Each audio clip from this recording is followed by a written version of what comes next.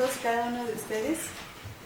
Pues el día de hoy es un día muy grato para nosotros, para la Facultad de Antropología, porque pues justo nos estaba visitando la doctora Verónica Kugel. En este caso, pues le queremos dar pues la más cordial bienvenida a la facultad.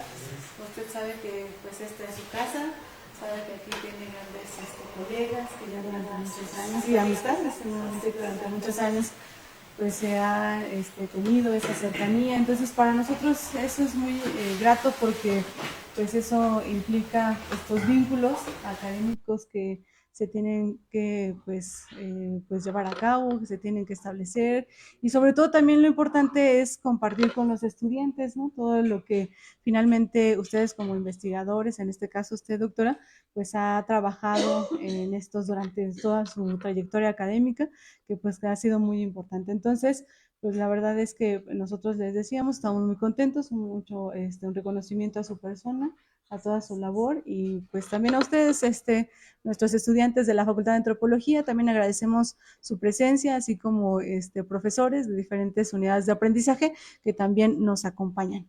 Y pues bueno, en esta ocasión, pues también queremos agradecer al maestro Agustín, al doctor Pablo Jasso, quienes fueron el vínculo para que la doctora Kugel pudiera estar aquí con nosotros. Pues realmente un agradecimiento. Entonces, pues un aplauso para la doctora, para ustedes y para los maestros, por favor.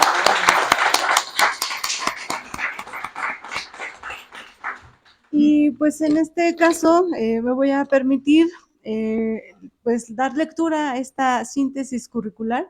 Y digo síntesis porque pues yo sé que la doctora durante toda su trayectoria pues ha tenido diversas actividades académicas y también diversas publicaciones. Entonces pues nada más vamos a seleccionar alguna de ellas, y si ya la doctora quiere enfatizar en alguno, pues está bien, ahí ella lo comentará.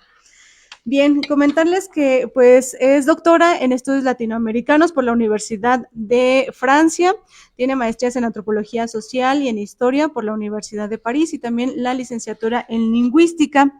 Ella ha sido subsecretaria de Patrimonio y Fomento Cultural de la Secretaría de Cultura del Estado de Hidalgo de 2018 a 2022. También ha sido rectora de la Universidad Intercultural del Estado de Hidalgo de 2012 a 2018. También ha sido miembro del Consejo Nacional del Instituto Nacional de Lenguas Indígenas, esto de 2015 a 2018. Ha sido miembro fundador del Centro de Documentación y Artesanías Ñañu, Centro de Investigación, Biblioteca Especializada y Editorial en Ixmiquilpan, Hidalgo. También ha sido miembro del comité organizador de los coloquios sobre otopames, en el que participan 12 universidades y centros de investigación a nivel nacional desde 2001, así como del comité académico del premio Noemí Quesada a las mejores tesis sobre pueblos otopames, y también del seminario permanente sobre otopames en el Instituto de Investigaciones Antropológicas de la UNAM desde 2003. También ha tenido una amplia participación en coloquios y congresos, publicaciones científicas y de divulgación sobre temas históricos y contemporáneos, esencialmente centrados en el estado de Hidalgo y en estas comunidades otomíes. Pues algunas de sus publicaciones, les voy a comentar solamente algunas porque sí son bastantes.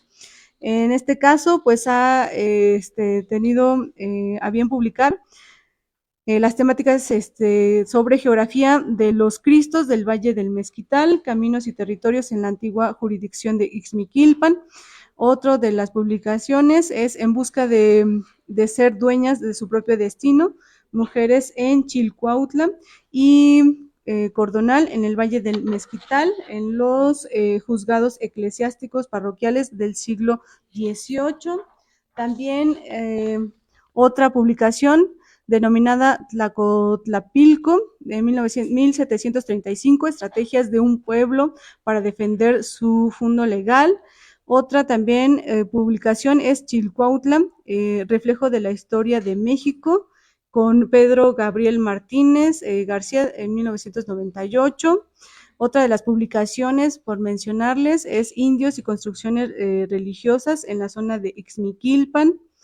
Otra más es Sincretismo o Idolatría, dos percepciones y una relación de fuerzas desigual, en un documento del archivo parroquial del de Cardonal, otra más, pueblos indígenas y COVID-19, observaciones sobre la marcha en el Valle del Mezquital.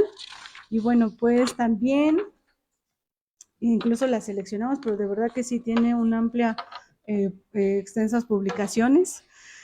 Otra que también les podemos comentar y compartir para que ustedes tengan conocimiento es la necesidad profunda de escribir en el idioma de uno. Otra más, cuando el patrimonio perdido es un santo patrón, en estudios de cultura Otopame.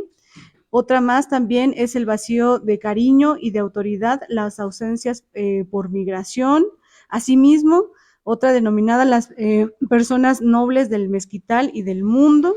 Y también la presencia del Loñañú en internet. Entonces, en este caso es un homenaje a Yolanda Lastra. Y bueno, pues son parte de lo que les podemos compartir como sus publicaciones. Y bueno, pues vamos a cederle el uso de la palabra para que ella nos pueda compartir esta conferencia, esta plática titulada Mujeres Indígenas, hilos interpretativos para estudiar temáticas de género en nuestras regiones. Y pues bueno, se encuentra con nosotros la doctora Verónica Kugel. Y adelante, por favor. Muchas gracias. Muchas gracias por la invitación. Muchas gracias por la acogida. Me da particular gusto estar aquí, entre otros, porque pues tenemos ese lazo, ¿verdad?, de los estudios Otopames, la Facultad de Antropología de la Universidad Autónoma del Estado de México participa en los coloquios sobre Otopames, creo que desde 1990. Bueno, ustedes no habían nacido. Y quisiera subrayar simplemente que ese es un espacio para que ustedes lo usen, es un espacio para que se fogueen, no es un grupo de gentes que se creen que nomás entre los que, por edad tiene uno muchas cosas escritas, cuando tengan mi edad van a tener más, ¿no? Entonces, no es así como un grupo de especialistas cerrado, para nada, es un lugar donde con mucho gusto acogemos jóvenes que nos dicen cosas nuevas porque tienen miradas que nosotros no tenemos, y existe ahí pues la posibilidad de participar también con sus tesis cuando las tengan, que entiendo que ya no falta mucho, ¿verdad? 2 semestres, 3 semestres, no sé cómo vayan esas tesis, pero el premio Noemí Quesada también está para que ustedes participen y para que ustedes a través de ese concurso pues vayan construyendo currículum y vayan mostrando su trabajo para que lo lean más personas. Me pidieron que hablara sobre mujeres indígenas en los contextos en los que nosotros hacemos antropología. Me pareció un tema muy bonito, pero al mismo tiempo totalmente inabarcable. Y entonces decidí estructurar esto de la manera que sigue. Si podemos irnos a la siguiente, por favor. Voy a decir algunas cosas en general sobre las dificultades y quizás pistas para resolverlas de cierta manera que tenemos para hacer historia de las mujeres, o hacer historia incluyendo a las mujeres, y algunas ideas de lo que pienso yo que podemos trabajar hoy sobre las mujeres indígenas de hoy en los contextos en los que estamos, es decir, también en el contexto municipal, en el contexto del Estado, y hasta ahí me voy a quedar porque pues, si no sería también más inabarcable. Es decir, voy a tocar algunos temas sí y otros no. No tengo ninguna pretensión con esto de darles una visión panorámica sobre los estudios sobre mujeres indígenas en el altiplano o en Hidalgo y el Estado de México, que ustedes saben que Hidalgo antes formaba parte de ese gran Estado de México que se fraccionó y que se reconocen las fracciones en que los nombres de los nuevos estados tienen nombres de héroes de la independencia. Hidalgo, Morelos, Guerrero, todo eso era Estado de México. Ni una mujer. Debería de haber un estado vicario, de Leona Vicario, pero no. Entonces, por ahí vemos ya cómo esta memoria nuestra está tan absolutamente masculinizada. Entonces, voy a hacer algunos comentarios generales que según yo aplican en general a los dos temas que voy a intentar tratar después. Y sí necesito que alguien me diga cuando vaya yo como a los 20 minutos para que pare con lo que estoy y me pase a lo siguiente, porque si no, no me va a dar tiempo. Y después voy a concentrarme un poquito en la época colonial y en nuestra memoria de las mujeres de la época colonial, aplicando esos hilos. Le llamé hilos interpretativos porque según yo son cosas que tenemos que tener en mente, escojamos el tema que escojamos. Es decir, hay algunas cosas que siempre tienen que acompañar nuestra reflexión, nuestra lectura, nuestro análisis y nuestra escritura. Y después esos mismos hilos que son los que a mí me llaman más o me parecen más útiles, los voy a tratar de aplicar a nuestro tiempo y al estudio de las mujeres, en particular indígenas y rurales, de nuestro tiempo. Es decir, el quehacer, digamos, del etnohistoriador y el quehacer y de la etnógrafa, ¿no? Que cuando uno termina de hacer etnografía, pues convierte eso en pues, algo, digamos, más despegado de la observación y más reflexionado y más acomodado y un poquito más teorizado.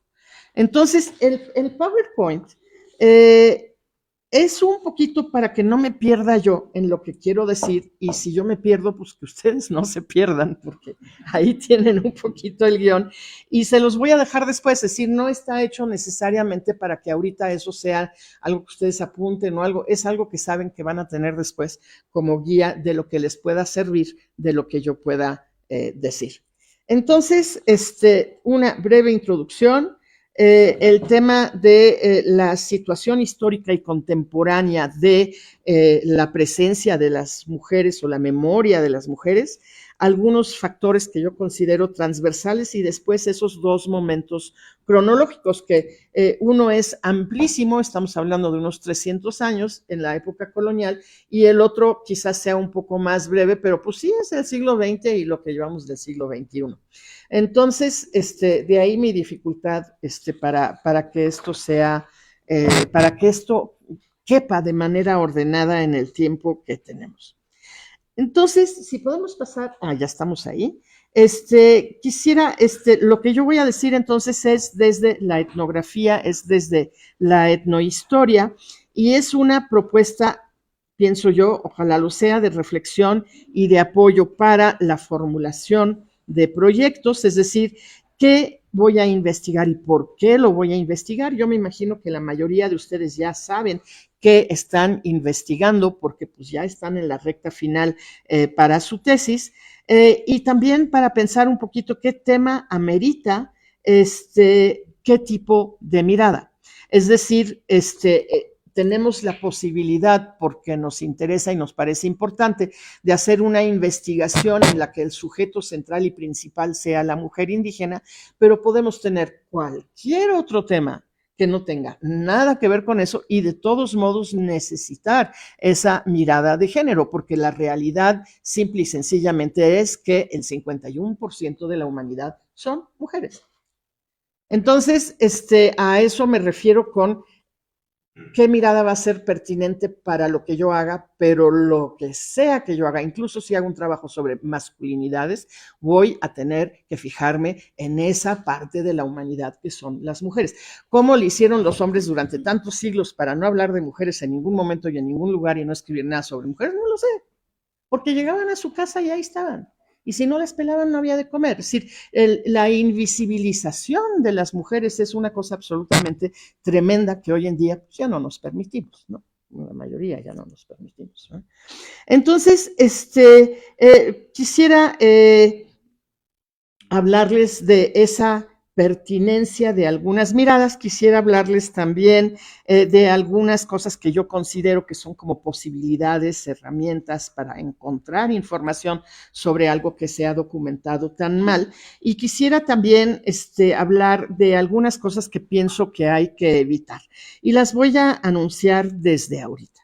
Tenemos tendencia cuando hablamos de mujeres y hacemos investigación sobre mujeres de victimizar.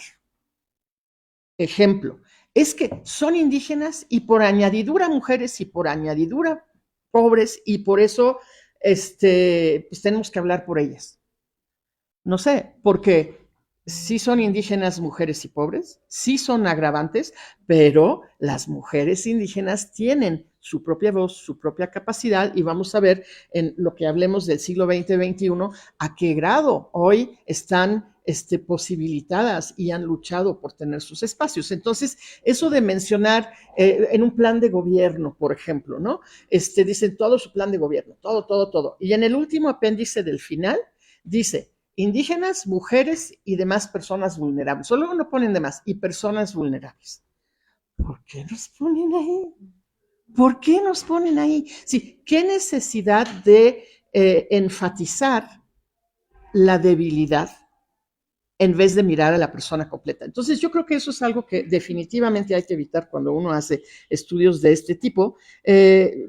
La victimización, vulnerabilidad y la generalización de una fragilidad que es muy relativa y que de hecho la vemos así porque no miramos bien. Entonces, eso vale para la mirada sobre las mujeres de la historia que logramos encontrar, que no es fácil, y vale sobre la mirada contemporánea. Si podemos pasar a la que sigue, por favor. Entonces, creo que lo primero que hay que tener claro, tanto para la mirada histórica como la mirada contemporánea, es que definitivamente sí, nuestra sociedad es un patriarcado. Nuestra sociedad y muchas sociedades del mundo, son muy pocas las que no caen en eso. Finalmente, las cosas, bueno, desde el idioma, ¿verdad? Toda esta discusión de si decimos las antropólogas y los antropólogos, porque las antropólogas ya están incluidas en los antropólogos y los que queremos mencionarlas aparte es porque no hablamos español. Es decir, lo que estamos viendo es que desde la conformación de nuestros idiomas hay un predominio masculino que para nosotros es un predominio heredado. Y es el que tiene como consecuencias toda una serie de cosas. Una de las consecuencias de esto es que la escritura de la historia hasta hace muy poquito tiempo era una escritura hecha por hombres desde la mirada masculina para hablar de hombres. Y por eso tenemos puros héroes nacionales y de heroínas nada. Incluso ahora que se supone que entramos en otra fase de las cosas, empezaron a hacer logotipos del gobierno federal actual, y no es un comentario político, es un comentario antropológico, en las que había puros hombres de la independencia. Hasta que pues unas protestaron y sacaron a las mujeres para el logotipo. Pero realmente todo lo que se nos ha transmitido sobre la historia del siglo XIX, del XVIII, para atrás y para atrás y para atrás y para atrás, desde que llegaron por lo menos los españoles que tenemos esa escritura alfabética que hoy podemos entender, es una historia de hombres, escrita por hombres, sobre puros hombres, puros hombres. Entonces, ¿cómo le vamos a hacer para encontrar a las mujeres, a ese 51% de la población, en todo nuestro pasado? El conocimiento vinculado a la lectura también fue un conocimiento reservado a los hombres durante mucho tiempo, porque es que una ocurrencia que tuvieron o inconsciencia que tuvieron, pero a veces pienso que sí, fue una manera como de autofortalecerse. Los hombres durante, y me quedo en México y me quedo en los 500 años estos, a los que se les enseñaba a leer y a escribir eran los hombres, a las mujeres no les enseñaban, ni siquiera a las de familia de abolengo, ni siquiera a las familias, en las familias indígenas principales, que ahorita vamos a ver a qué grado las mujeres eran fuertes e importantes en esas familias, no les enseñaban a leer y escribir. Los frailes abrían sus escuelas para que aprendieran los niños, las niñas no. Entonces, ¿eso qué hace? Eso hace que para poderme informar, cultivar y para poder saber algo del presente o del pasado que esté plasmado en un papel, la mujer no tiene acceso a esa información hasta hace no tanto tiempo. Si no solo no puede escribir su historia, sino tampoco puede leer la que escribieron los hombres. En cambio, hay otras formas de transmisión del conocimiento. El conocimiento transmitido de manera oral, verbal, sí es un conocimiento compartido entre hombres y mujeres. Y eso es muy importante porque todo lo que las mujeres llevan de generación en generación en generación, sobre muchísimos temas, pero me quedo en uno muy especializado, que es el de la medicina, y de la partería, y de los cuidados, y del aprovechamiento de la naturaleza para la alimentación de sus familias, etcétera, etcétera. Si las mujeres hubieran tenido que buscar eso en libros, obviamente que pues, de una generación a otra se hubiera perdido todo siempre, pero existe esta otra forma de transmisión de conocimiento que durante mucho tiempo a las mujeres pues, les permitió cultivarse y conocer cosas y transmitirlas de esa manera. Eso me parece importante subrayarlo. Entonces, por otra parte, bueno, y el conocimiento por experiencia también es uno que mientras no pasa por el papel, parece que es bueno, ¿verdad? Eso de escribir, etcétera, pero durante muchos siglos, pues fue bueno para muy poquitos, ¿no? Entonces, ese conocimiento y esa transmisión sí se da, digamos, de manera pareja entre hombres y mujeres. Y eso hace, y tenemos situaciones muy claras. Miren, yo viví un tiempo largo en Tenango de Doria, en la parte oriental de Hidalgo hacia Veracruz y el Golfo de México. Ahí hay un grupo de otomíes que llegaron 800 años antes del Valle del Mezquital, que ya está mucho más cerca de aquí, ¿verdad? Tenemos ahí frontera con Jilotepec y con otros lados.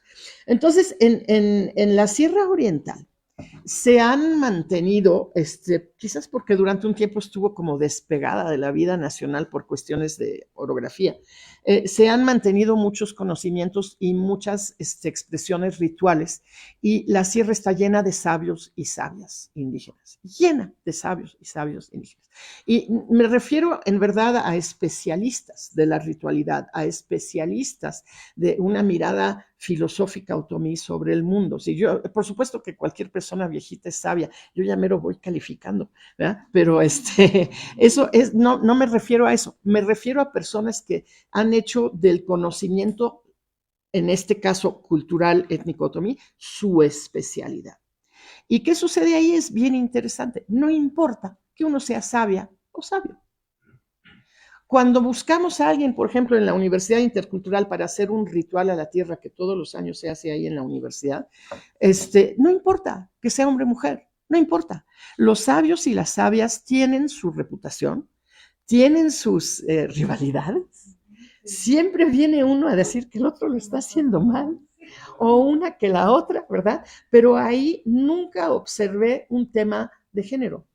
Desde luego no un tema de privilegiar a alguien por su género, de ninguna manera. Esos son situaciones de conocimiento que en verdad son como equiparadas y equiparables. Y entonces hasta me pregunto si yo voy a hacer un trabajo sobre sabias y sabios de la Sierra Otomitepehua, pues a lo mejor ni siquiera tengo que enfatizar el tema de las mujeres, nomás al principio digo que pues, es en ese particular caso, cosa rara, es lo mismo, y entonces ya me puedo dedicar a cuál es esa sabiduría, ¿no? Pero es muy rara este tipo de situación. Entonces, eso es algo que sucedía en la historia, que sucede hoy, perdón. Y luego, bueno, y luego hay otros ámbitos que también son muy interesantes y que los tenemos en la historia y los tenemos hoy, que son esos ámbitos especializados de mujeres o de hombres. Les doy unos cuantos ejemplos. Equipo de fútbol. Aunque hoy en día el equipo, el fútbol femenino es bastante fuerte y muy bueno, ¿no? Pierden los hombres, pero las mujeres, levantamos la bandera, ¿no? Pero en realidad son cosas que son separadas. Generalmente el deporte, y no todos los deportes lo justifican por la cuestión física, crean espacios exclusivamente masculinos, exclusivamente femeninos. Otro ejemplo, la vida religiosa, los conventos separan hombres y mujeres. ¿Por qué? Pues yo no sé, para que nos porten mal, porque realmente a lo mejor no hay otra razón, ¿no? Pero ahí se crean espacios que son exclusivos de mujeres o exclusivos de hombres. Y hay muchos más ejemplos. Ustedes saben de los clubs, esos de los aristócratas ingleses, ¿verdad? Puros hombres, ¿no? Los masones, bueno, también hay masones, masonas, no sé si se dice, y hay mixtos, pero en realidad la masonería se creó como una especie de club de hombres, esa es la realidad. Y así como eso, hay muchos otros espacios, y eso obviamente lo hay en la historia y lo hay hoy y es interesante identificarlo para poderlo trabajar. Bueno, la Iglesia Católica, que supongo que la mayoría somos, pero no quiero meterme en el tema religioso, simplemente es una iglesia con una estructura patriarcal tremenda, ¿verdad? Herencia de mucho tiempo atrás, pero no veo que se mueva mucho, ¿verdad? Entonces, ese tipo de situaciones en las que un género guarda su espacio de exclusividad es algo que también vale la pena que lo miremos y a lo mejor lo interpretemos.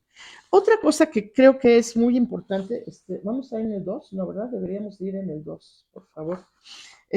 Otra cosa que me parece muy importante considerar siempre es el tema de que las mujeres al final casi siempre son invisibles. En esa memoria masculina, en esa escritura masculina, en ese ámbito de lectura y de promoción de méritos de las personas, las mujeres prácticamente siempre están invisibles. Yo supongo que aquí en el Estado de México tienen lo mismo que tenemos en Hidalgo, que es un diccionario histórico biográfico del Estado de México. En Hidalgo alguien se puso a hacer eso, hay varios, pero uno grande, de este grueso, parrafito por persona, no sé, 2,000. ¿Saben cuántas mujeres? No llegan a 30. Eso es un ejemplo de cómo guardamos la memoria, cómo reconocemos los méritos de las personas y cómo esos hombres que en el criterio de la persona que hizo esa recopilación, que qué bueno que la hizo, porque sí sirve de memoria de la historia de Hidalgo, en realidad no consideró prácticamente, salvo casos muy raros, que pues le faltó la mitad de la población, ¿no? Y por supuesto que la mujer siempre es invisible en el logro del hombre, porque todos los que tenemos pareja, hoy en día es en un sentido o en el otro, sabemos a qué grado es importante lo que hace la otra persona, lo que apoya o lo que no apoya, y cómo eso tiene que ver con cómo nos va, ¿no? Entonces, esa invisibilidad absoluta y total es algo que hay que considerar todo el tiempo, y a lo mejor es una evidencia, pero ¿saben qué? Se nos olvida, ¿no? Y vamos a pasar al 3, por favor. Ahora, hay unos cuantos hilos interpretativos más que quisiera yo mencionar. Ya dije que la escritura fue un tema masculino durante muchísimos siglos. Por cierto, ¿por qué creen que Sor Juana Inés de la Cruz se metió a un convento? Para que la dejaran escribir en paz, ¿no? Y eso lo vamos a ver en otros momentos.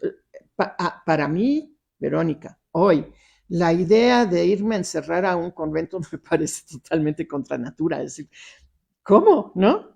Pero para muchas mujeres, incluso hoy, pero desde luego antes, es un espacio de libertad. Porque es un espacio de puras mujeres que se rigen solas y que no tienen que batallar con esa otra parte, ¿no? Entonces, el tema de la escritura es uno, pero también hay otro tema que se da con la movilidad, que es el multilingüismo. Ustedes saben, por ejemplo, que hace 50 años, todavía hoy las personas más grandes, pero no tanto, el monolingüismo de lengua indígena se acabó concentrando en las mujeres mayores. Sí, no hablaban o no hablan español. Hoy en día eso es muy poco frecuente. ¿Por qué? Porque no salían de la comunidad. Y entonces, ¿para qué aprendían otros idiomas? Pero entonces no tenían la visión amplia del mundo que sí tenían sus hombres, porque esos sí salían. Y entonces tenemos a unos que son multilingües, que tienen el mundo abierto en todos los lugares en los que se hablan los idiomas que ellos hablan, como por ejemplo el español, como por ejemplo el náhuatl, como el inglés, etcétera, etcétera. Y unas mujeres que por razones que ahorita podemos apuntalar 2 o 3, no salen y entonces ni escriben ni hablan otros idiomas. Fíjense cómo el mundo de la mujer es más reducido, pero es más reducido porque se lo reduce. Entonces, esa es una situación que vamos a tener a lo largo de toda la historia y que hoy menos, pero pues de alguna manera también. Entonces, ese tema de salir o quedarse en la casa o en la comunidad, es un tema importante y es un tema que hay que buscar y que hay que jalar para explicar muchas situaciones cuando hacemos este tipo de estudios. Y eso significa también, y es una palabra que se ha vuelto importante hace no tanto tiempo, que habrá que ir pensando qué es lo que implica que una mujer sea la de los cuidados, la que no solo trae los niños al mundo, sino que la que está encargada de los cuidados para que ese niño crezca, la que está encargada de los cuidados para que el marido coma y sea saludable y pueda salir afuera y pueda ser el rey del mambo, ¿verdad? Perdón por los hombres, pero es que sí hay un desequilibrio que hoy en día, gracias a Dios, con otra reflexión sobre las masculinidades, pues está equilibrándose, ¿verdad? Pero no era así. Entonces, ¿qué significa eso? ¿Y qué significa eso cuando yo, mujer, de todos modos me voy y de todos modos salgo? Estoy pensando en la migración. Hay migración de mujeres que no salen detrás del marido, que salen porque quieren irse o porque tienen la necesidad de irse. Y entonces, ¿a quién le encargan esa responsabilidad que parece que nos cae por nacimiento a nosotras solas? Pues a su mamá, a su hermana, a puras otras mujeres, ¿no? Entonces, ¿qué significa eso de que tengamos esa responsabilidad que en realidad debería de ser compartida, pero no lo es? ¿Qué significa eso para las vidas de las mujeres? ¿Y qué significa eso para nuestra interpretación del papel y de la presencia o invisibilidad de las mujeres en la historia? Eso me parece otro punto así como esencial. Para hablar de esto de manera más concreta, bueno, hay un último tema. El tema de cuáles son los espacios en los que nosotros, y hablo nosotros desde Hidalgo y desde el Estado de México, cuáles son los espacios en los que nosotros vamos a estudiar a la mujer indígena o con las mujeres indígenas sobre alguna cosa que queremos hacer juntas o cómo vamos a mirar a cualquier grupo social tomando en cuenta de manera visibilizada a las mujeres, pues tenemos en realidad dos espacios. Uno es el espacio rural, indígena, que a veces cuando ya no se considera indígena, de todos modos es indígena, y ustedes lo saben, porque permanece mucho conocimiento, permanece pues mucha visión del mundo, muchos ritos, muchas maneras de organizarse en comunidad, etcétera. Y tenemos a la ciudad. Y eso creo que también es un tema que no miramos bien de repente. Yo no sé ni voy a pedirle a nadie que levante la mano, pero sin duda en este salón ahorita hay mujeres y hombres indígenas. ¿Dónde es que hay más mujeres y hombres indígenas? En la ciudad, en Toluca, en Pachuca, en Tulancingo. Ahí sí, invisibilizados hombres y mujeres por igual, porque además siempre pensamos que nos va a perjudicar, ¿verdad? Entonces, el segundo lugar más privilegiado para estudiar todo esto a lo que estoy aludiendo y para pensar en todos esos hilos conductores que estoy diciendo y muchos más que no se me ocurre poner aquí ahorita, es la ciudad. Entonces, dicho todo eso, para concretizar un poquito, quisiera abocarme ahorita, ¿cuánto tiempo llevo? Mucho. 30. Dios mío. Voy a intentar de la manera más ágil atravesar algunos temas de la época colonial y después atravesar unos poquitos temas de la contemporaneidad, teniendo en cuenta esto que les acabo de decir. Y si podemos pasar entonces a la que sigue, y creo que de una vez a la siguiente. Marqué aquí, sí, quise y voy a creo que dejar un poquito el guión porque si no el tiempo jamás me va a alcanzar. Quise subrayar algunas cosas y una de esas es el paso entre los grandes momentos históricos, es decir, cómo les fue a las mujeres en la transición del mundo prehispánico al mundo colonial. Hay estudios sobre eso y es muy interesante. Las mujeres en el mundo indígena, y pues aquí no nos va a dar tiempo de explayarnos sobre eso, las mujeres en el mundo indígena tenían una mucho mejor posición social en la comunidad que la que tuvieron cuando llegaron los españoles. Eh, la fuerza de las mujeres y de las mujeres agrupadas, juntas, y el reconocimiento a las mujeres en la sociedad, ustedes pueden verlo, por ejemplo, en el Códice Florentino, esto que escribió Fray Bernardino de Sahagún, ¿verdad? Donde dice la mujer virtuosa, tejedora virtuosa, la mujer no virtuosa, la que también lo hace con los hombres, todo mundo parejo, pero ahí ve uno cuántas profesiones de mujeres había y cuántos efectivamente obligaciones implicaba eso, pero cuántas posibilidades de vivir y hacer cosas fuera de su casa. Muy amplio y al mismo tiempo sí, los roles de género súper marcados, claro. Pero bueno, todo eso se redujo bastante con la colonia y creo que se redujo sobre todo por el peso pues de la moralidad del cristianismo, ¿no? Es decir, una mujer virtuosa ni sale, para que ni hablen mal de ella, y entonces que ni la vean, y entonces que se dedique a los cuidados. ¿Sí? Ese cambio fue un cambio muy fuerte y no fue realmente favorable a las mujeres. Y creo que eso es importante decirlo, porque si no, no entendemos nada. Mucho de lo que las mujeres tienen en la comunidad indígena lo tienen por herencia precolonial. Por ejemplo, el hecho de disponer del dinero que surge de su propio trabajo. Si yo tengo unas gallinas y vendo las cosas o si hago comida o lo que sea, ese dinero yo me lo gané, yo lo gasto. Eso es desde mucho antes y no lo tienen necesariamente las mujeres en otros contextos culturales. Las mujeres tienen propiedades, se las heredan a sus hijos, a sus hijas. Eso tampoco es el caso en necesariamente la sociedad mestiza o la sociedad que llegó de España. Es decir, hay toda una serie de cosas. Estoy aquí en una cosa que se llama Nueva España 2. Hay toda una serie de cosas que en el mundo que se perdieron, digamos, del mundo prehispánico al mundo colonial. Y entre otras cosas, se perdió visibilidad de las mujeres. Se quedó, sin embargo, y estoy en Nueva España 3, se quedó, sin embargo, o quedó huella, digamos, de las mujeres en algunos lugares. Y a mí me encanta perseguir la huella de las mujeres en la época colonial porque tenemos archivos y porque en algunos archivos casi por necesidad aparecen.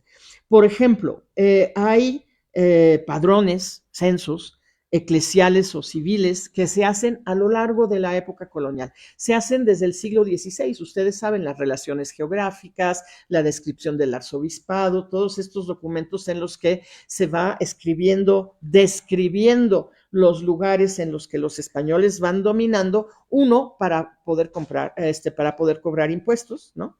Y dos, que ya los cobraban los aztecas, es decir, el tributo no se inventó llegando los españoles, pero bien que lo siguieron. Y para poderle decir al rey de España, esto lo conquistamos para ti. Todas estas tierras, con todo lo que producen, las conquistamos para ti y de ahí, pues también se fortalece la economía de la corona real y además los que conquistaron dijeron, bueno, yo indígenas y españoles por igual. Acuérdense que a los aztecas no los conquistó solo el español, los conquistaron todos los que estaban hartos del imperio azteca, ¿verdad? Entonces, hacían sus relaciones de méritos de todo lo que habían hecho y puesto en peligro su vida y todo para que les dieran cosas, ¿no? Entonces, ahí se hacían muchos padrones y se hicieron pues a lo largo de toda la época colonial. Si ustedes se fijan en esos padrones, van por grupos de familias y cada familia empieza con la persona que lo encabeza. Igualito que los censos de hoy, si hay un hombre en la casa, aunque sea el papá viejito, viejito, que ya ni se levanta de la silla, lo ponen de jefe de familia. Detrás de él, la jefa de la familia, obviamente, es la que le prodiga los cuidados al viejito, ¿verdad? Pero bueno, eso hacían igual. Y aún así, hay un montón de familias, es por líneas, y en cada familia, en cada grupito viene un hogar, ¿sí? Hay un montón de familias encabezadas por mujeres, muchas, por diversas razones, porque son viudas, porque no se casaron, porque, en fin, pero cuando yo veo que la primera persona mencionada para una familia es una mujer, entonces yo veo el papel social que juegan las mujeres jefas de familia. Por eso en el censo sí hay que decir cuando una es jefa de familia, para que vean que sí, ¿sí? Realmente nosotras mismas, cuando damos la información, la masculinizamos, porque así nos enseñaron, ¿no? Bueno, ahí hay una fuente para saber la presencia y la fuerza de las mujeres en la época colonial. Si nos ponemos a Nueva España 4, hay otra fuente muy interesante que son los archivos de notarías y en algunos casos los documentos que puedan quedar de una república de indios. Las mujeres en la época colonial, las mujeres indígenas en la época colonial, porque estoy hablando República de Indios, estoy hablando de mujeres indígenas, tenían, como lo dije ahorita, sus propiedades. Tenían cosas que compraban, vendían, tenían cosas que le heredaban a otras mujeres o a hombres, y de eso hay huella escrita. Entonces, igual, si reviso un archivo notarial, me voy a encontrar con que la mayoría de las veces los hombres son los que plasman, porque bueno, archivo notarial significa que es algo importante de lo que papelito habla. Quiero dejar huella de lo que estoy vendiendo, comprando, heredando, ¿no? Entonces, ¿la mayoría son hombres? Sí. En muchos casos las mujeres están acompañadas por los hombres, sí. Pero vemos la gran cantidad de mujeres que tienen una transacción que quieren hacer con algo que es de ellas y ellas deciden para qué es. Eso del acompañamiento de las mujeres por hombres, nada más quisiera decirles que parece que hace apenas 50 años que las mujeres podemos abrir una cuenta bancaria sin el permiso de un hombre de nuestra casa. Hace apenas 50 años. Entonces, pues no digamos que esas mujeres en sus actas notariales del siglo XVIII, pero iba su marido, iba su hermano, pues sí, lo mismito hace 50 años nosotras, ¿no? Para que vean, el camino ha sido muy, muy largo. Entonces, esa posibilidad de seguir los bienes en manos de mujeres y cómo los manejan es una fuente muy interesante para ver la presencia de las mujeres en la época colonial. Luego sucede, como en todo, las mujeres que son de familia y los hombres que son de familia, pues logran destacar más fácilmente porque desde chiquitos tienen otro tipo de apoyo. Y entonces tenemos algunos personajazos, que dejan huella en la historia. Ejemplo número 1, la Malinche. No les tengo que contar la historia de la Malinche, pero sí les voy a contar la historia de una hija de la Malinche que se llama María Jaramillo, porque es su hija con Juan Jaramillo. Ella hereda la encomienda, siglo XVI, de Jilotepec. Pero es que cuando se muere la Malinche, Juan Jaramillo se casa con otra mujer que es su madrastra, y entonces cuando muere Juan Jaramillo, la hija y la madrastra se pelean por la encomienda de Jilotepec.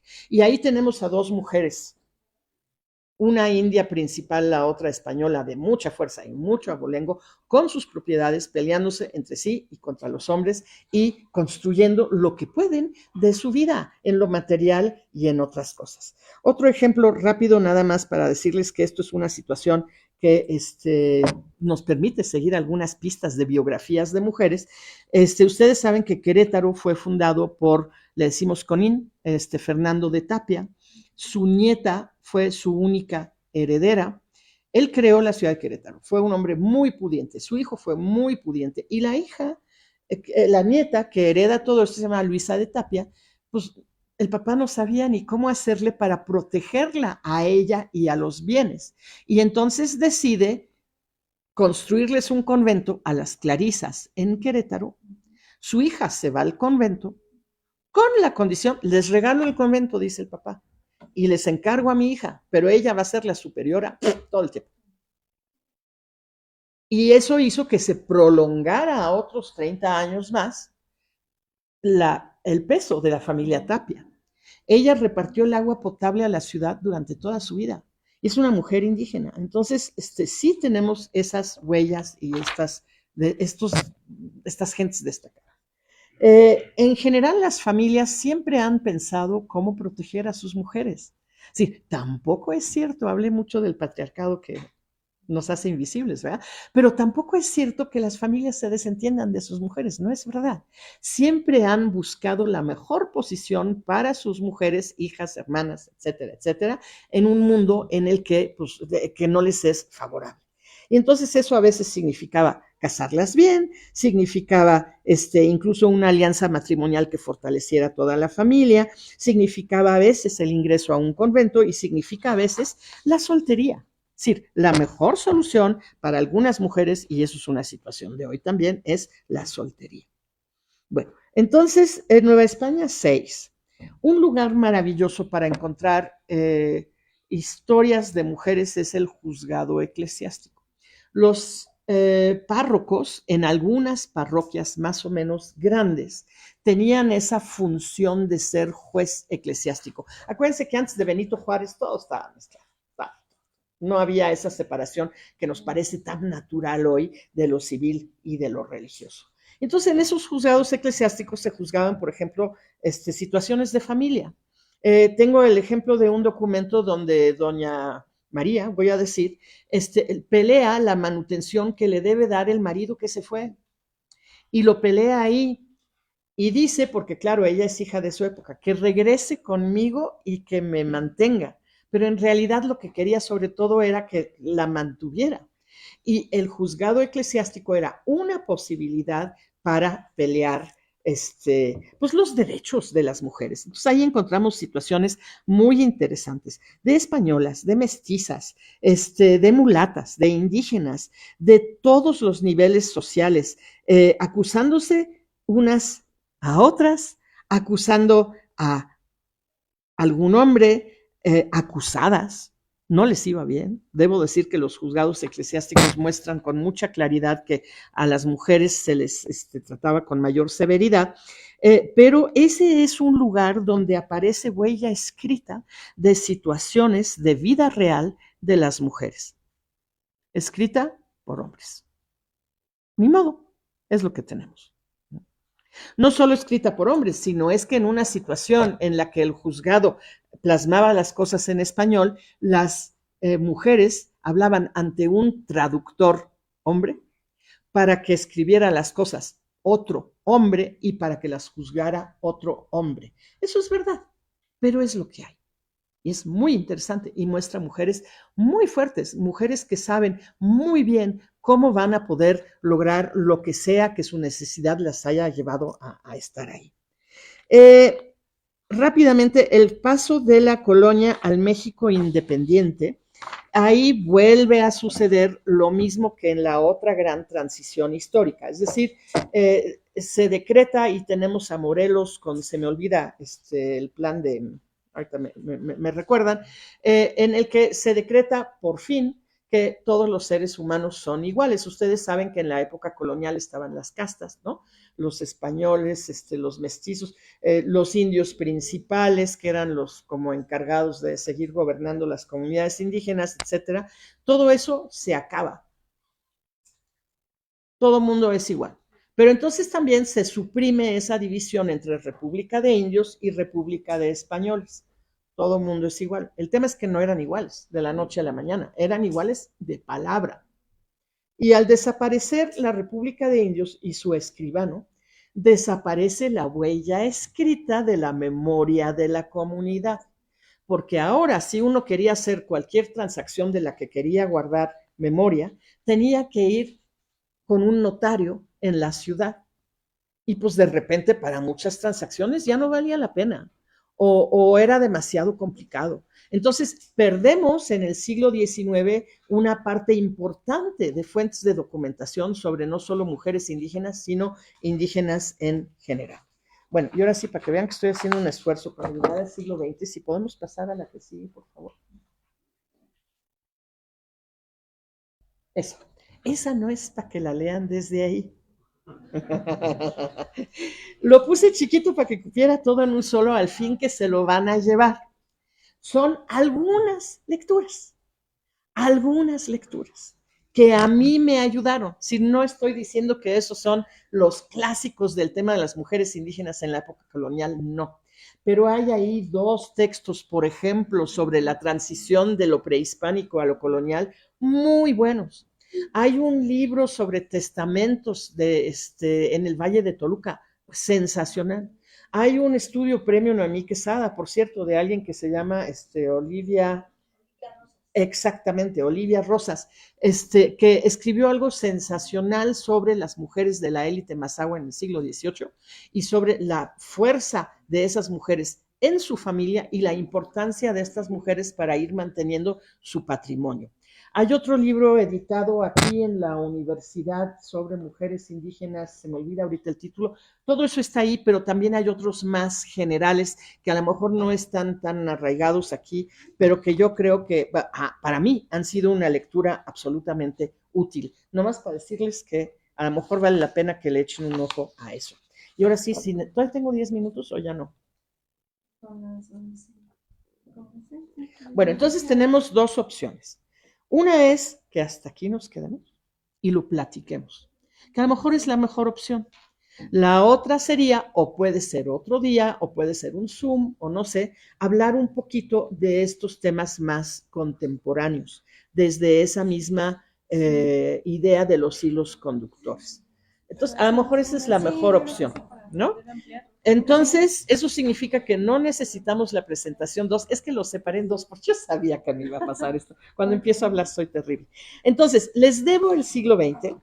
A lo mejor si a alguien que esté trabajando los temas más contemporáneos le pudiera ser útil por la reflexión que trato de hacer ahí sobre cómo influyen, por ejemplo, las acciones afirmativas sobre el gobierno de las comunidades, de los municipios, etcétera, en cuanto a mujeres. Dos ejemplos concretos nada más. En Hidalgo, las dos primeras presidentas municipales fueron en 1952 o 56. Todavía no teníamos el derecho al voto las mujeres. No teníamos el derecho al voto, porque sí hay que ir el 2 de junio. ¿Eh? Entonces, es que costó conquistarlo. A las dos son mujeres indígenas. Y en uno de los dos municipios, ¿saben qué pasó después de 1952? No ha habido ni una mujer más, ni una. Sí, se los como que impusieron, se hizo y después no cundió, es decir, no creó antecedente.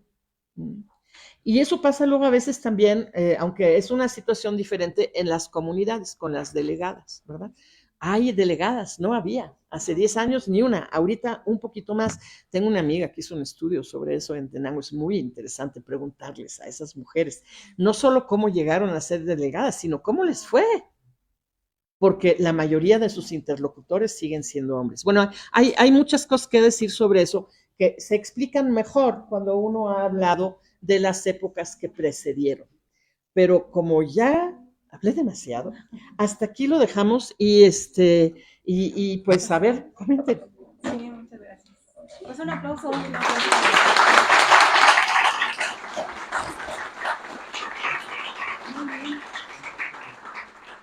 Pues vamos a dar paso ahorita a una sesión de preguntas, de comentarios. Yo creo que el tema que ahorita nos trae la doctora es sumamente importante. El hecho que nos pueda compartir, pues desde su experiencia, en el caso de la investigación, pues estos hilos interpretativos que pudiésemos tener. Y sí, yo creo que es fundamental el hecho de que podamos tener siempre presente la visibilidad de las mujeres, del trabajo que siempre se hace en diferentes contextos y entonces, pues bueno, les vamos a hacer el uso de la palabra a ustedes para que ahorita puedan preguntar y puedan compartir. Entonces, no sé si alguien, a ver, muchachos, ahorita hay que aprovechar alguna pregunta, alguna inquietud. Yo creo que nos ha dado ejemplos que no solamente, por ejemplo, en el estado de Hidalgo, sino también en el estado de México, en varios municipios. El caso, por ejemplo, ahora de las mujeres que son delegadas, ¿no? Ha sido una de las cuestiones que hoy en día se ha presentado y que sí tiene mucho que ver con cómo le han hecho, cómo ha sido la participación que han tenido en estos lugares y qué pues, antecedentes han dejado. Entonces, pues yo creo que es algo importante que tenemos que ahondar. No sé, a ver, ¿quién quisiera preguntar? ¿Quién quisiera comentar? Perfecto, adelante, doctor. Doctora, me llamó muchísimo la atención la importancia que tienen las mujeres dentro del entorno familiar. Y la visión que tienen en función de la lengua. Usted decía que pues, como no salen, están a cuidado. Y en la experiencia que tiene usted, ¿cuáles han sido las formas de empoderamiento de estas mujeres en nuestra, bueno, hoy en día? Más que hoy en día las mujeres sí salen. Es decir, ya no estamos en esa situación. Pero creo que las mujeres nunca han dejado de ser empoderadas. Es decir, las mujeres en el espacio en el que pueden estar, siempre se han desarrollado lo más que han podido. Lo que pasa es que la carga ha sido muy fuerte y el espacio a veces ha sido muy pequeño, ¿no? El tema de la lengua y el tema de la escritura creo que es muy importante porque es como quitarle a uno herramientas, ¿no? Entonces, ¿cómo? ¿Cómo puedo ir más allá de lo que me es primordialmente destinado? Pero ahí quisiera yo ir un poquito más allá de eso. Ustedes saben por qué se llama lengua materna, ¿verdad? Podría llamarse lengua paterna, pero no. Y es que hay dos cosas. Una es que al parecer en el vientre de la madre ya la escuchamos y ya escuchamos el cantadito del idioma en el que habla ella, que es en el que nos va a hablar a nosotros. Es decir, no solo es el primer idioma que aprendemos una vez nacidos, sino que lo oímos desde antes. Eso es una razón fuerte para llamarlo lengua materna. Y después, bueno, efectivamente, mientras están muy pequeños los bebés, pues con la que están más es con la mamá. Es la principal transmisora. ¿Y qué es lo que ha pasado? Y eso también me parece que es importante para nosotros como antropólogos tenerlo muy claro. Lo que pasó en los últimos 50 años de tener muchas mujeres monolingües en un idioma que las restringía a su comunidad y a su región porque no aprendían la lengua nacional. Hoy tenemos la bola de mexicanos, es decir, el 90%, que son monolingües en español. Monolingües. Es decir, pasamos por una transición de bilingüismo que abrió posibilidades para la generación pues, de mi edad, la de sus papás, etcétera. Abrió mundo, pero que se puede discutir largamente por qué, acabó convirtiendo a la generación de ustedes en monolingüe. Y yo supongo, igual no le voy a pedir a nadie que levante la mano, yo supongo que aquí hay jóvenes, hombres y mujeres indígenas, y supongo que de esos que son indígenas en este salón, las 2/3 partes, si no es las 3/4, son monolingües en español.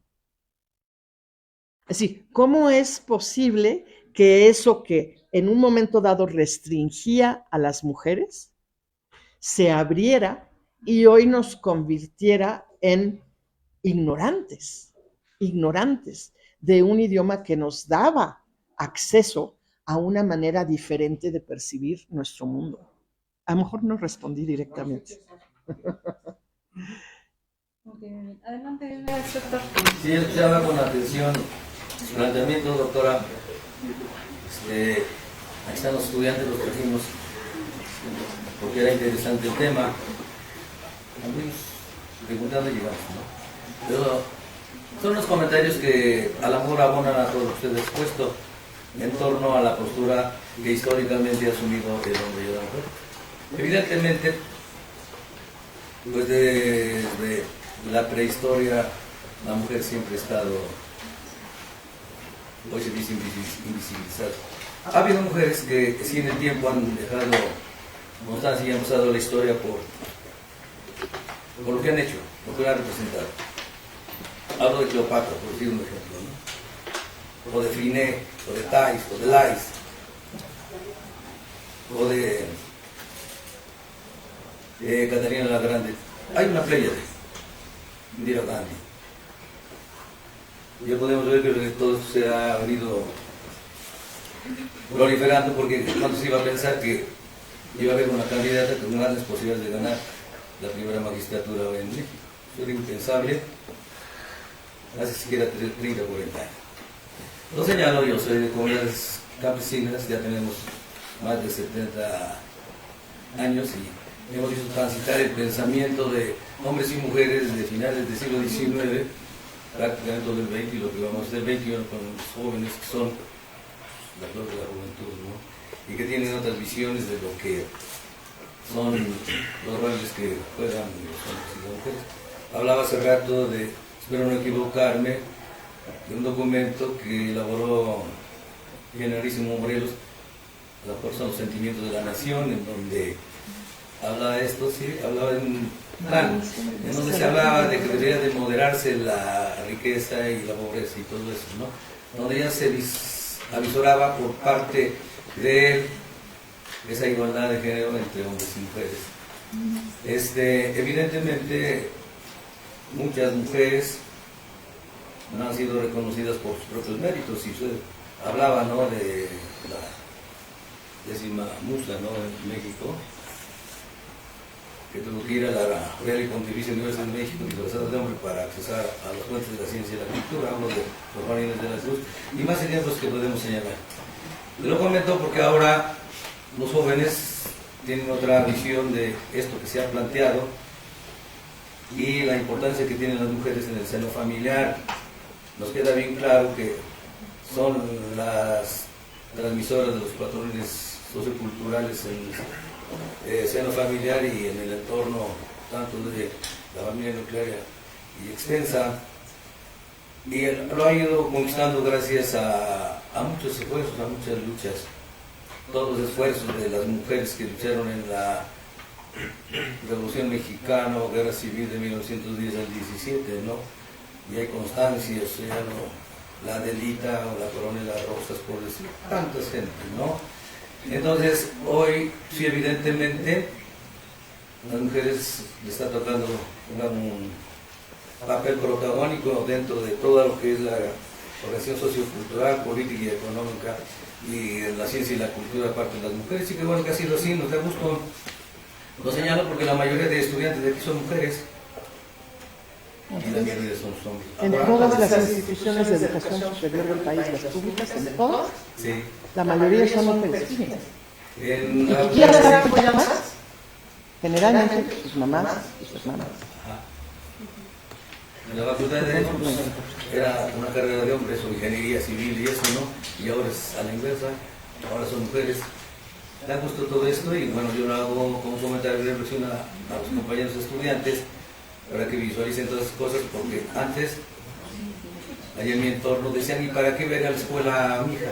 Si lo que va a hacer es aprender a leer y escribir para escribir cartas al novio, pues mejor que ni vaya a la escuela. A ver, claro, ¿no? Y otro comentario, ¿no?, en cuanto a las mujeres, ¿no? Oh, voy a tener hijas, se va a perder mi apellido. En lugar de que me den, voy a dar y dar. Tierra, herencia y dar hija es da mucho, ¿sí? Entonces, podemos ver todas esas cosas, ¿no? Y que todavía pues, está presente en todos nuestros entornos, no nomás en las áreas rurales con población de indígenas, sino también en áreas rurales per se y en otros espacios, ¿no? Espero que con estos comentarios, que a lo mejor son digresiones, pudieran de cierto modo abundar en una parte de lo que usted tan espléndidamente ha dicho, doctor. Felicidades y bienvenidos a su facultad de antropología de la OMS. Bueno, yo creo que se echó lo que yo me iba a echar sobre el siglo XX. Entonces ya quedó completo, ya quedó completo. Dos cosas nomás pequeñas, porque pues en realidad es algo que suma y no es una pregunta. Los apellidos ya saben que pueden ponerlos en el orden que quieran. Esa es otra ganancia, entonces ya no vale. Sí, eso era antes. Y el otro tema, yo creo, es decir, no todas vamos a ser como Sor Juana Inés de la Cruz, ni antes ni hoy. Yo cuando hablo de invisibilización y hablo de personalidades femeninas, etcétera, etcétera, creo que en cualquier comunidad podemos encontrar a mujeres que son, que lograron construir un proyecto de vida pleno y que no las miramos y que hasta perdemos las habilidades de estas mujeres en pro de alguna modernidad. Ejemplo, las parteras. Ya no hay. Es impresionante el saber que se está muriendo a cambio de clínicas en las que luego el doctor que está ahí está haciendo su servicio social y nunca ha visto nacer un bebé, ¿verdad? A cambio de un acompañamiento del embarazo, parto, puerperio, que es mucho menos cercano que el que daban las parteras, cuando en realidad debimos de haber visto el conocimiento, visto la habilidad, visto la experiencia y debimos de haber puesto en diálogo con una medicina moderna contra la que obviamente no tenemos nada, ¿no?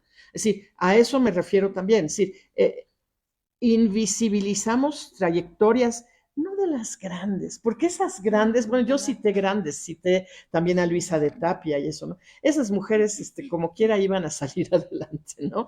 Pero en nuestro nivel, el de nuestra comunidad, nuestra familia, nuestra ciudad, nuestra facultad, es donde tenemos que mirar bien y no debemos de dejar de invisibilizar y tenemos que estudiar el tema de las mujeres, ¿no?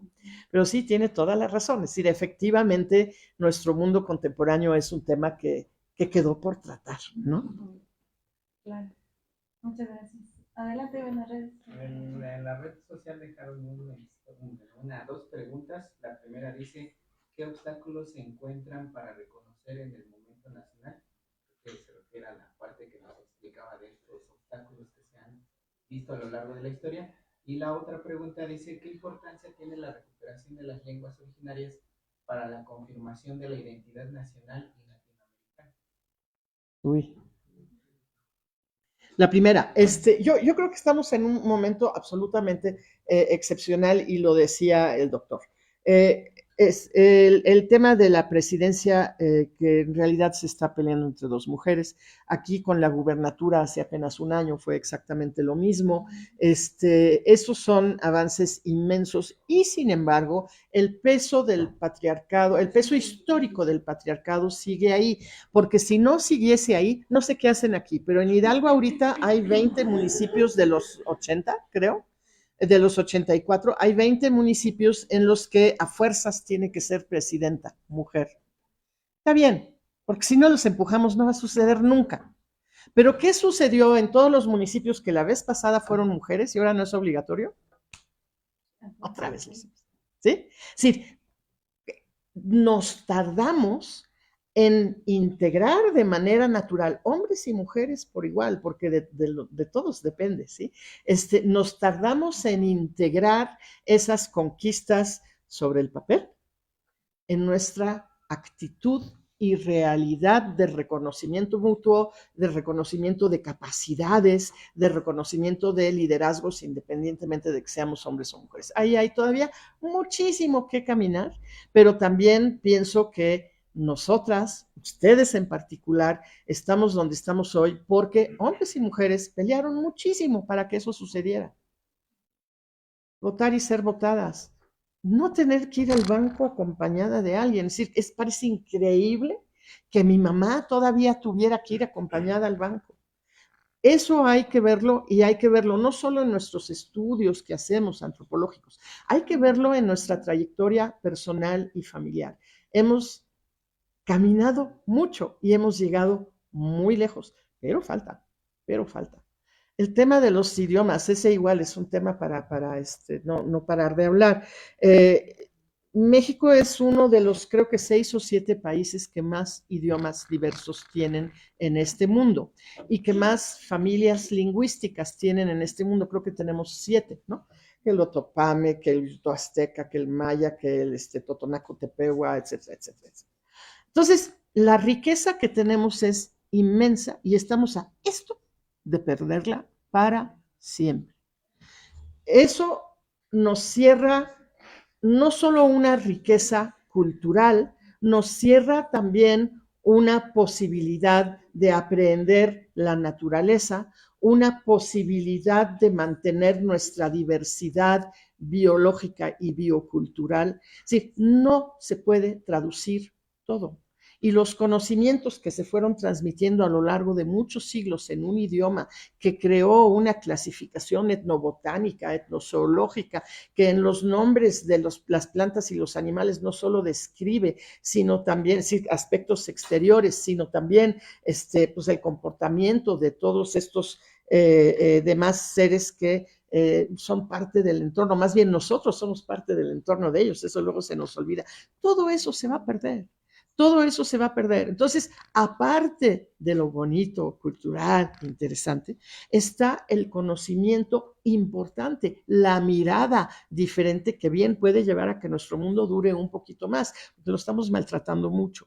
Entonces, esa es la importancia y la responsabilidad de un país como México, con tantos idiomas y tantas familias lingüísticas, obviamente es una responsabilidad universal, porque lo que aquí perdemos no solo lo perdemos nosotros, lo pierde el mundo, lo pierde el mundo. Y eso tiene de alguna manera algo que ver con lo que digo de la invisibilización de las mujeres. También es la invisibilización del mundo indígena y la invisibilización del conocimiento que no sea un conocimiento científico occidental, que es a lo que le estamos tirando todos y que tiene grandes limitaciones. Si no las tuviera, esas limitaciones, no estaríamos donde estamos en términos de futuro de nuestro planeta. No es posible contestar corto a una cosa así, pero ya, hasta aquí. Muchas gracias.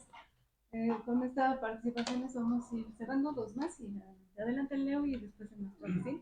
Sí, a mí me gustaría comentar que pues en la actualidad, como usted comentaba, pues hay bastantes mujeres que se dedican a la investigación, ¿no? Y esto va dando paso a que mujeres indígenas pues puedan hacerlo.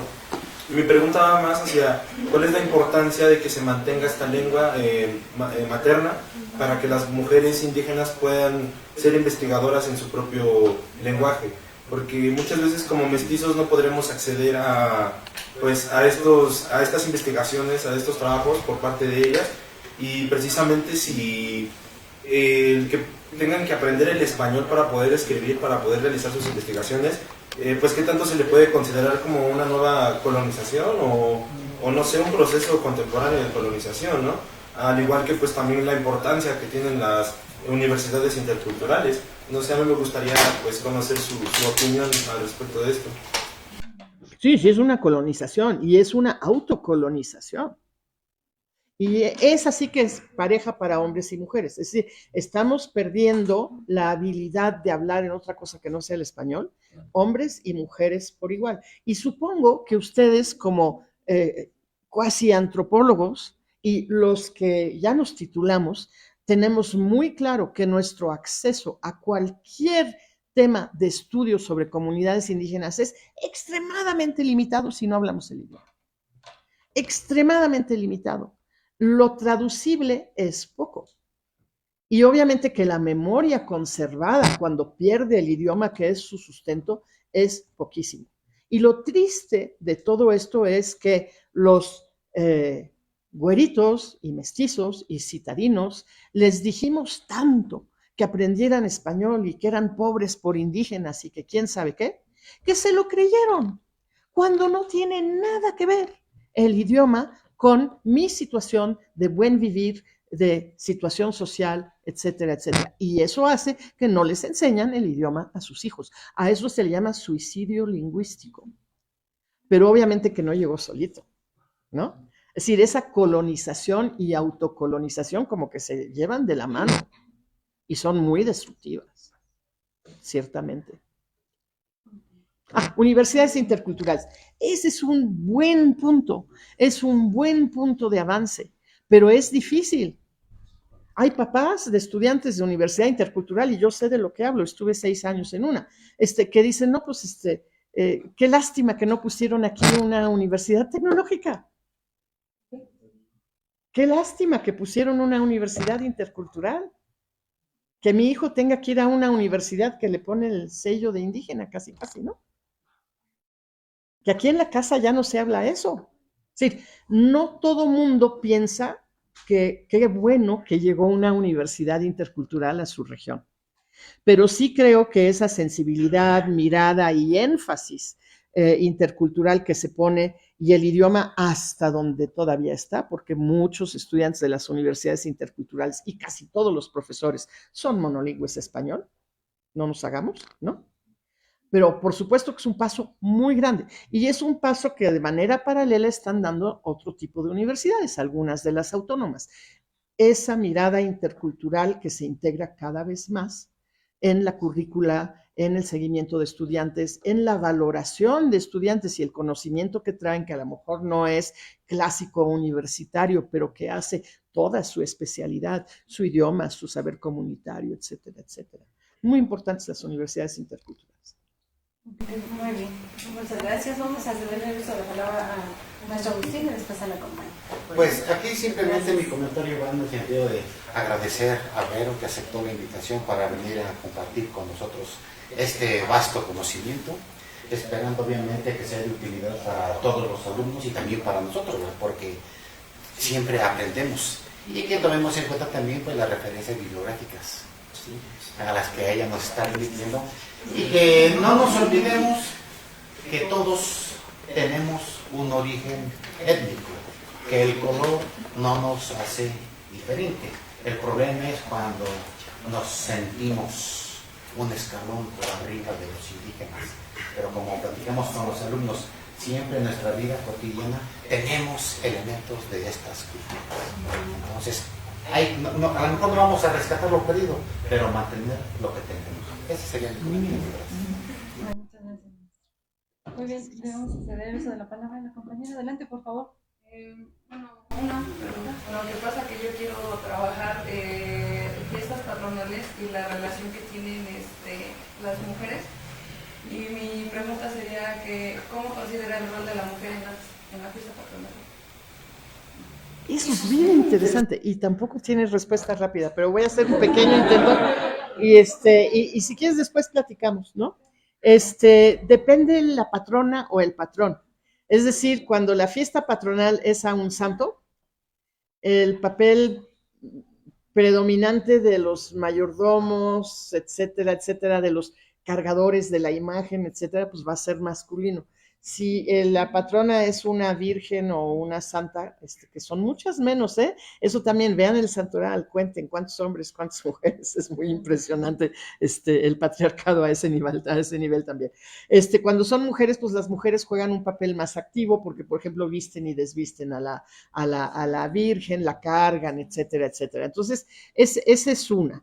El otro tema es que generalmente, y es que ahí es donde es interesante el tema, generalmente no existen mayordomos o mayordomas. La mayoría son parejas de mayordomos, porque es imposible asumir una responsabilidad en una fiesta patronal si no se involucra la pareja y la familia. Que eso se reparte en actividades en las que a veces los hombres son más visibles y las mujeres son las que se encargan de la parte más del convivio, del compartir y de todo eso, pues es porque caemos en los roles no solo de cuidados, sino en general los roles muy, muy pues compartimentados según la tradición, ¿no? Pero efectivamente ese es un tema muy interesante y desde luego que no hay posibilidad de una fiesta o incluso de un compartir entre comunidades, esto de que los santos se visitan los unos a los otros en su fiesta y hacen como una especie de red regional de visitas, pues de esos personajes sagrados que dan identidad y que nos representan y todo eso, es impensable sin que esté involucrado los unos y los otros. Yo llevo varios años reflexionando sobre los, en particular, varios Cristos del Valle del Mezquital, pero uno que se llama Señor de Jalpan, y tuve contacto casi con puros hombres para hacer eso, y les dije, ¿dónde están las mujeres? Y acabé entendiendo después que, una vez más, sí están más invisibilizadas, pero sin ellas los hombres no podrían ser cargadores del Señor de Jalpan, no podrían ser mayordomos, no podrían ser nada. Y a lo mejor el reto de una investigación así es la visibilización. Pero bueno, podemos platicarlo después. Muy bien, pues muchas gracias. Creo que por ahí había otra. Adelante, ya contigo. Diferente que en algún momento mencionó la victimización. En mi trabajo, aunque todavía no lo toco a profundidad de los roles de género, estoy trabajando con la policía. Me di cuenta de que en mis 10 entrevistados 4 solo eran mujeres, apenas estaban iniciando, y ellas soltaban un comentario sobre de que nunca se les veía como figuras de autoridad. o tenían que aguantarse a ciertos comentarios respecto a sus compañeros sobre de que estaban saliendo con otro y demás. Y me di cuenta que inconscientemente las estaba victimizando cuando ellas solamente comentaban como en broma o al aire. Entonces, es más mi pregunta, ¿a cómo evitar este tipo de victimización? Pues a lo mejor uno tiene que recibir todo y después mirarlo, ¿no? Yo lo que veo muchas veces en mujeres que están en situaciones de vigilancia, policía y demás, es que efectivamente se ponen más bravas porque sienten esa necesidad de hacerse respetar. Es un punto que no toqué porque no toqué el siglo XX, las profesiones y las mujeres. Las primeras mujeres que empezaron a tener profesiones al principio, después de la revolución, bueno, antes creo también un poquito, son las maestras. Ser maestra fue una posibilidad de tener una profesión para mujeres solteras, por favor, y embarazadas frente a grupo, para nada. Que eso nunca lo entendí, porque en una comunidad, pues ahí está el puerquito que nace, ahí está la borrega con la panza así, ¿cuál es el problema, no? Pero no, mujeres embarazadas frente a grupo, no. Y después, casi siempre empleadas del Estado empezaron a ser enfermeras, etcétera, etcétera, en los programas de gobierno. Y no es de asombrarse que las mujeres encuentren un camino en la policía, porque es que nuestro Estado, que tiene el Estado en general mexicano, que tiene muchos defectos, tiene una cualidad: sí paga igual a hombres y mujeres, que en un mundo privado no, y sí da chance para acceder a las profesiones a hombres y mujeres por igual, mucho antes de que lo hace el resto de la sociedad, ¿no? Entonces, escoger esa profesión en particular me parece muy interesante, porque el pasado masculino es muy fuerte, pero 4 de 10 es casi la mitad. Está bien, ahí van, ¿no? ¿Cómo escogen esa profesión? ¿Por qué la escogen? ¿Cómo se van a respetar? Etcétera, etcétera. Hay que ver. Y luego sucede otra cosa, y ya con eso termino yo también, porque no puedo dejar de hablar.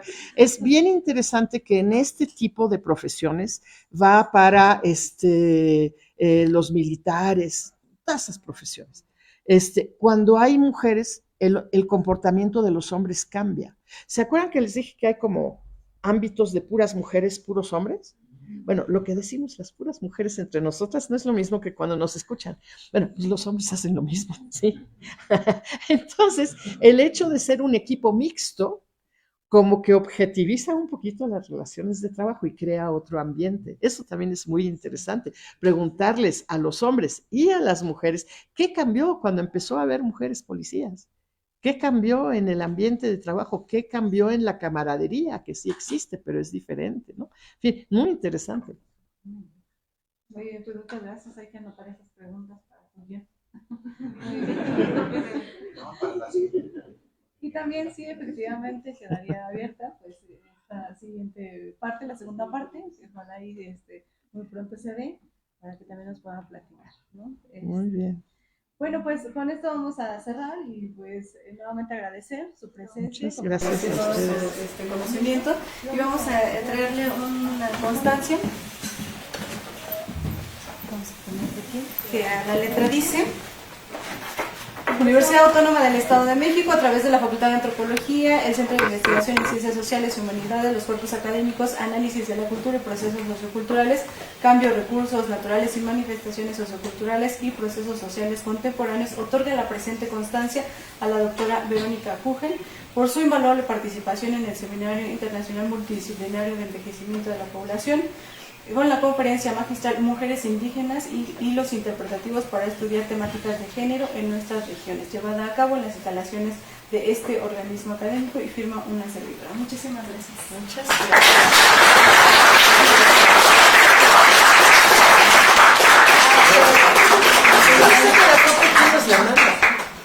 Usted nos la va a dar. Ah, pues tiene mi WhatsApp. Hablando de eso, el maestro Agustín, a quien quiera, ustedes dos, pero si a alguien más les sirve, les va a dar mi correo electrónico con mucho gusto. ¿Sí? Perfecto. También les regamos Qué bonito, muchas obsequios gracias. que presenté en la universidad, así como este libro. Ah, muchas gracias. Bueno, pues esto está sensacional. Es muy del tema. Muchas gracias. Bueno, ese añádalo a la lista de bibliografía. Que si la hubiese yo hecho mañana, lo hubiera integrado. Muy bien, pues un aplauso. Muchas gracias.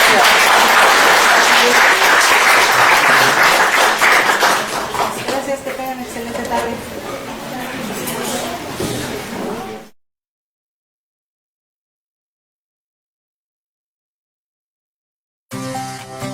La Universidad Autónoma del Estado de México ofrece servicios educativos de nivel superior a través de la Facultad de Antropología, donde se oferta la licenciatura de Antropología Social y próximamente la licenciatura en Gestión Sociocultural.